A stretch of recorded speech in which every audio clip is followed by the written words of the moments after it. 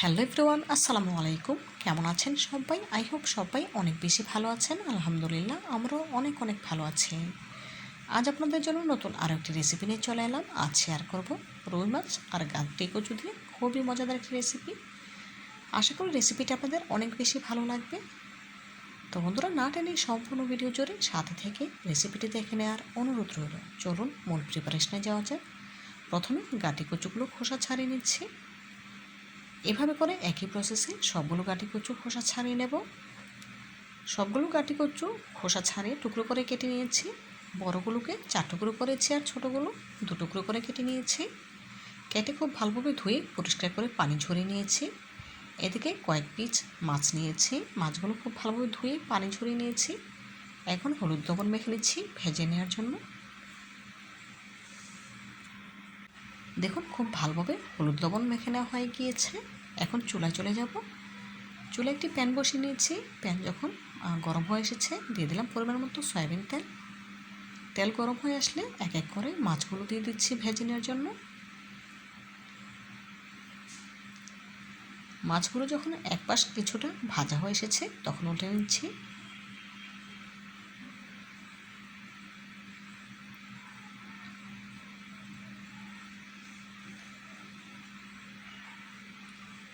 দেখুন, আবারও মাছগুলো উল্টে নিচ্ছি। এই পর্যায়ে মাছগুলো আমার ভাজা হয়ে গিয়েছে। এখন প্যান থেকে তুলে নিচ্ছি।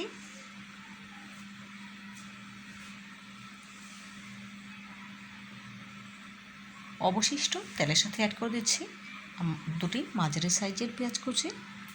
দেবো পরিমাণ মতো লবণ। এখন পেঁয়াজগুলো নেড়েচেড়ে ভেজে নেব। একদম গোল্ডেন ব্রাউন কালার করে ভাজবো না, কিছুটা হালকা ভাজা হলে এর সাথে অ্যাড করে দেব আগে থেকে কেটে ধুয়ে রাখা গাঁটি কচুগুলো। যেহেতু আমি গাঁটি কচুগুলো তেলের সাথে ভেজে নেব, সেজন্য পেঁয়াজগুলো বেশি ভাজা করে নিই। গাঁটি কচুগুলো ভাজতে ভাজতেই দেখা যাবে পেঁয়াজগুলো ভাজা হয়ে গিয়েছে। এভাবে করে গাঁটি কচু তেলে ভেজে নিয়ে রান্না করলে তখন আর গলায় ধরবে না। দেখুন, ঢাকা দিয়ে দিয়েছিলাম। এখন ঢাকা তুলে একটু নেড়েচেড়ে দিচ্ছি, যাতে করে সবগুলো গাঁটি কচু সমানে ভাজা হয়। আবারও ঢেকে দিলাম। এভাবে করে কয়েকবার নেড়েচেড়ে গাঁটি কচুগুলো ভেজে নিচ্ছি। দেখি বুঝতে পারছেন।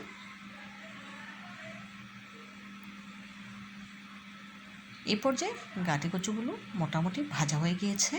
এখন এর সাথে অ্যাড করে দেব 2 টেবিল চামচ রসুন বাটা। গাঁটি কচুতে অবশ্যই রসুন বাটা দিয়ে নেবেন, এতে করে গলায় ধরবে না, আবার খেতেও অনেক বেশি সুস্বাদু হবে। রসুন বাটা দেওয়ার পর আবারও নেড়েচেড়ে গাঁটি কচুর সাথে ভেজে নিচ্ছি। এভাবে করে ভেজে নিয়ে রান্না করলে খেতে খুবই সুস্বাদু হয়। এ পর্যায়ে পুরোপুরি ভাজা হয়ে গিয়েছে। সামনে একটু পানি অ্যাড করে দিলাম, যেহেতু শুকনো মশলা অ্যাড করব। মশলাটা যাতে পুড়ে না যায় সেজন্যই পানি দিয়ে নিয়েছি। দিয়ে দিলাম 1 চা চামচ লাল মরিচের গুঁড়া, 1 চা চামচ হলুদ গুঁড়া, 1/2 চা চামচ জিরা গুঁড়া। এখন নেড়েচেড়ে গাঁটি কচুগুলো খুব ভালোভাবে কষিয়ে নিতে হবে।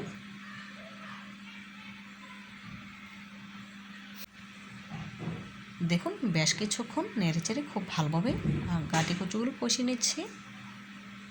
এই পর্যায়ে কষি নেওয়া হয়ে গিয়েছে। দেখুন, তেল ছেড়ে দিয়েছে, দেখেই বুঝতে পারছেন। এখন এর সাথে পরিমাণ মতো ঝোলের পানি অ্যাড করব।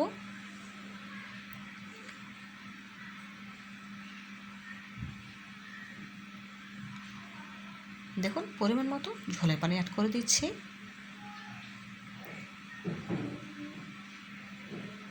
একটু নেড়ে চেড়ে নিই। এখন এর সাথে অ্যাড করে দেবো আগে থেকে ভেজে তুলে রাখা মাছগুলো। এক এক করে মাছগুলো দিয়ে দিচ্ছি।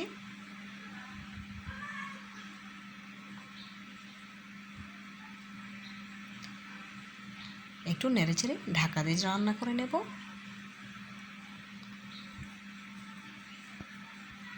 দেখুন, প্রায় 10 মিনিট পর ফিরে এলাম। এই পর্যায়ে রান্নাটা আমার কমপ্লিট হয়ে গিয়েছে। দেখুন, ঝোলের পানিটা অনেকটা টেনে এসেছে, দেখেই বুঝতে পারছেন। আর গাঁটি কচুগুলো কিন্তু একদম পারফেক্ট সেদ্ধ হয়েছে, দেখেই বুঝতে পারছেন। আমি আপনাদের কেটে দেখিয়ে দিলাম। এখন উপর থেকে কিছুটা ধনেপাতা কুচি ছিটিয়ে দিয়ে চুলা থেকে নামিয়ে নেব। আর অবশ্যই লবণটা চেক করে নেবেন। আমি চেক করে নিয়েছি লবণ পারফেক্ট হয়েছে, সেজন্য দেওয়ার প্রয়োজন পড়েনি।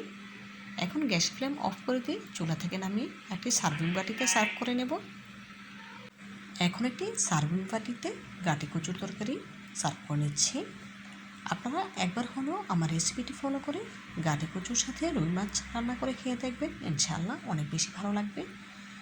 গাটি কচুর তরকারির ফাইনাল লুক দেখুন, মাশাআল্লাহ দেখতে কতটা সুন্দর এবং লোভনীয় লাগছে।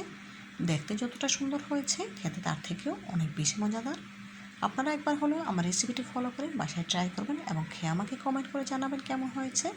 তো বন্ধুরা, আজকের মতো বিদায় নিচ্ছি। দেখা হবে নতুন কোনো দিনে নতুন কোনো রেসিপিতে। ভালো থাকবেন সবাই, আল্লাহ হাফেজ।